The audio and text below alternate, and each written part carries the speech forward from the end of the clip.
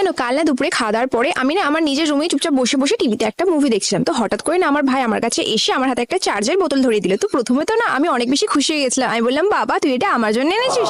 তখন বলে কে তোর জন্য এনেছে? এটা দিয়ে তুই আমাকে আইসক্রিম বানিয়ে দিয়ে বলে এনেছিস। হ্যালো আচ্ছা, দরকারের সময় শুধু দিদির কথা মনে পড়ে আর অন্য সময় দিদির কথা একটু মনেই পড়ে না। বলছে তা না তো আবার কি? বলছে ঠিক আছে তুই এখন এসব কথা বাদ দে, তুই ফটাফট আমার জন্য আইসক্রিম বানিয়ে দে। আমি বলছি আইসক্রিম মানে তোর ঠান্ডা লেগেছে, আমি যদি এখন তোর জন্য আইসক্রিম বানাই না তাহলে মা আমাকে ধরে পেটাবে।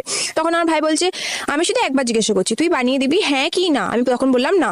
তখন আমার ভাই বলছে আচ্ছা না তো ঠিক আছে তাহলে আমি আমার মাকে বলে দিচ্ছি। জানো মা কাল রাত 12টার পরে না দিদি না শুয়ে শুয়ে না কার সাথে ফোনে কথা বলছিল।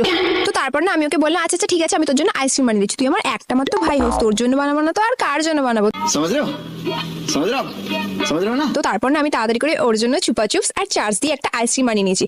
আর জানো আইসক্রিমটা তো ভালো করে জমতেও দেয়নি, তার আগেও বের করে খেয়ে নিয়েছে। বাই দ্য ওয়ে তোমাদের ভাই বোনেরাও কি তোমাদের এরকম ভাবে ব্ল্যাকমেল করে?